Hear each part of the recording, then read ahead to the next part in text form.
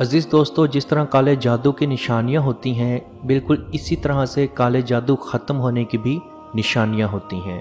بے شک جادو برحق ہے اور اس کا علاج بھی برحق ہے۔ جب نبی کریم صلی اللہ علیہ وسلم پہ جادو ہوا تو اس کی یہ نشانیاں تھیں کہ آپ صلی اللہ علیہ وسلم کے کندھوں پہ بہت زیادہ بوجھ محسوس ہوتا تھا، اور آپ صلی اللہ علیہ وسلم کو ایسا محسوس ہوتا تھا کہ آپ نے کوئی کام کر لیا لیکن حقیقت میں آپ نے وہ کام نہیں کیا ہوتا تھا۔ یہ جادو آپ صلی اللہ علیہ وسلم پر کیا کیسے گیا؟ صلح حدیبیہ کے بعد محرم 7 ہجری میں یہودیوں کا ایک وفد مدینے آیا۔ وہ ایک مشہور جادوگر سے ملاقات کرنے کے لیے گیا جس کا نام لبید ابن عاصم تھا، جو کہ انصار کے ایک قبیلے میں رہتا تھا۔ ان دنوں حضور پاک صلی اللہ علیہ وسلم کی خدمت میں ایک یہودی لڑکا کام کرتا تھا۔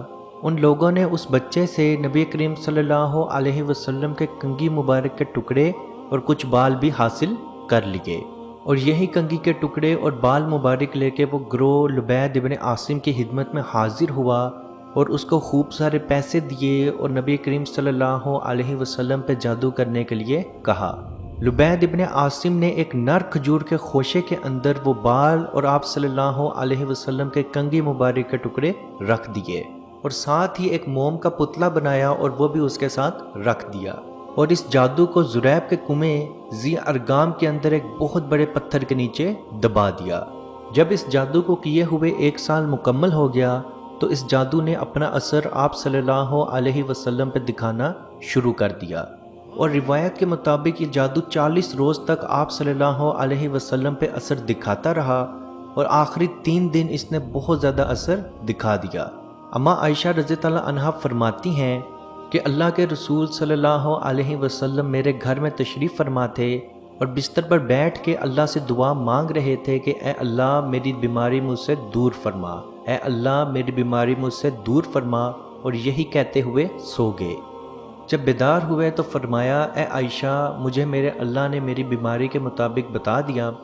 2 شخص میرے بستر کے قریب آئے، ایک میرے سرحانے کی طرف کھڑا ہو گیا اور ایک میرے پاؤں کے پاس کھڑا ہو گیا۔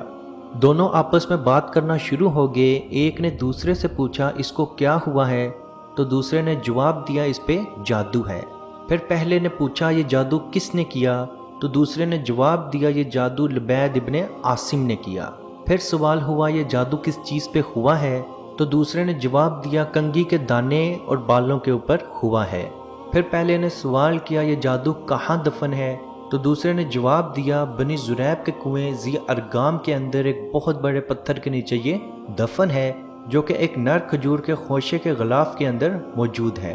تو پہلے نے سوال کیا یہ جادو کیسے نکالا جائے، تو دوسرے نے جواب دیا پہلے اس کنویں سے سارا پانی باہر نکالا جائے، پھر کوئی اس کے اندر جا کے وہ جادو باہر نکال لے۔ آپ صلی اللہ علیہ وسلم نے حضرت علی اور چند صحابہ کو اپنے ساتھ لیا اور اس کنویں کی طرف چل پڑے، اور اس کنویں سے تمام پانی باہر نکال دیا گیا، اور اس کے بعد حضرت علی رضی اللہ عنہ کنویں کے اندر اترے اور وہ غلاف باہر نکال کے لے آئے۔ حضرت علی رضی اللہ عنہ کا فرمان ہے کہ آپ صلی اللہ علیہ وسلم کے بالوں کے اوپر 11 گریں موجود تھیں۔ اتنے میں حضرت جبرائیل علیہ السلام آئے اور آپ صلی اللہ علیہ وسلم کو سورہ فلق اور سورہ ناس پڑھنے کو کہا۔ جیسے جیسے آپ سورہ فلق اور سورہ ناس کی تلاوت کرتے رہے وہ گریں خود بخود کھلتی رہیں۔ اس کے بعد آپ صلی اللہ علیہ وسلم نے وہ جادو وہیں پھینک دیا۔ بعض روایات میں موجود ہے کہ وہ جادو دفن کر دیا، بعض روایات میں موجود ہے کہ وہ جادو واپس کنویں میں پھینک دیا۔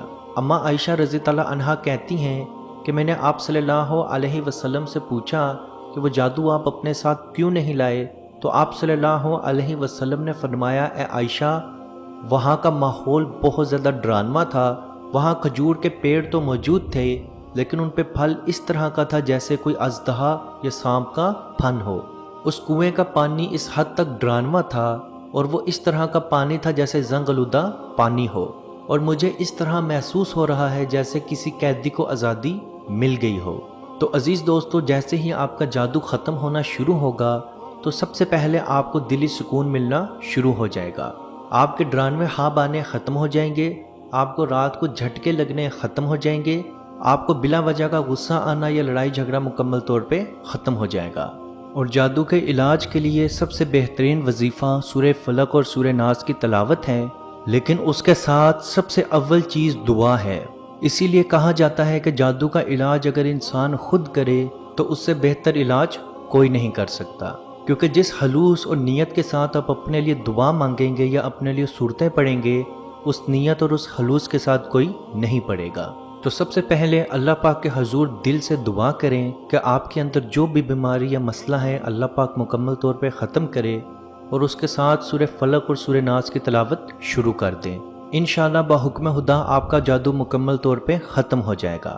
اور اس کو اپنی روز کی روٹین بنا لیں، یعنی رات سونے سے پہلے آیت الکرسی، سورہ بقرہ کی آخری 2 آیات، سورہ اخلاص، سورہ فلق اور سورہ ناس، ہر رات سونے سے پہلے یہ اپنے پہ دم ضرور کیا کریں۔ انشاءاللہ اللہ پاک ہر طرح کی بیماری سے، مصیبت سے آپ کو دور رکھے گا۔ اللہ پاک سے دعا ہے کہ ہم سب کو اپنے حفظ و ایمان میں رکھے اور کشمیر کے بھائیوں پہ خصوصی رحم فرمائے اور ان کو آزادی کی نعمت عطا فرمائے۔ آمین۔ اللہ حافظ۔ اے مالک و مولا، کریم آقا صلی اللہ تعالی علیہ وسلم کے توسل کے ساتھ اے مالک ہمارے اٹھے ہوئے ان گندے ہاتھوں کی طرف نہ دیکھ، مالک اپنا رحم اور اپنا کرم فرما، مقبوضہ کشمیر کے مسلمانوں کو آزادی کی نعمت سے مالا مال فرما۔ اے اللہ، اس حال کے اندر جب کہ ان پر ظلم و ستم ہو رہے ہیں، اس قدر ان پر مصائب اور آلام ہیں، اے مالک و مولا، اس ماہ مقدس کی مقدس گھڑیوں کا صدقہ اے اللہ کشمیر کے مسلمانوں کو آزادی کی نعمت سے مالا مال فرما۔ اے مالک جو ان پر مصائب اور آلام بارش کی طرح برس رہے ہیں، اے مالک تو اپنا خاص فضل اور اپنا کرم فرما، ان کی اس آزمائش کو، اس امتحان کے اندر ان کو کامیاب فرما، ان کی اس آزمائش کو دور فرما۔ اے مالک و مولا اپنا کرم فرما، ان کو آزادی کی نعمت سے مالا مال فرما۔ اے مالک ہم گناہگار سیاکار جو بھی ہیں تیرے محبوب کی امتی ہیں، تجھے تیرے نبی علیہ السلام کا، اس کی محبوبیت کا واسطہ دے کر تجھ سے دعا مانگتے ہیں۔ اے مالک کشمیر کے مسلمانوں کو آزادی کی نعمت سے مالا مال فرما۔ اے مالک ملک پاکستان کو استحکام عطا فرما، ملک پاکستان کی سرحدوں کی خیر فرما، ملک پاکستان کی سرحدوں پر پہرا دینے والے نوجوانوں کو الہ العالمین ہمت اور حوصلہ عطا فرما۔ ملک پاکستان اور دنیا کے اندر اسلامی مملکت کے جتنے بھی حکمران ہیں، اے مالک ان کو شرم و حیا عطا فرما۔ اے مالک ان کو کفار کی آنکھوں میں آنکھیں ڈال کر بات کرنے کا حوصلہ اور ہمت عطا فرما۔ اے مالک و مولا اسلامی ملکوں کو اکٹھے ہو کر اے مالک و مولا کشمیر کی سلامتی کے لیے، حق حدرادیت کے لیے آواز اٹھانے کی توفیق عطا فرما۔ اللہم ربنا تقبل منا انکا انت السمیع العلیم وتب علینا یا مولانا انکا انت التواب الرحیم۔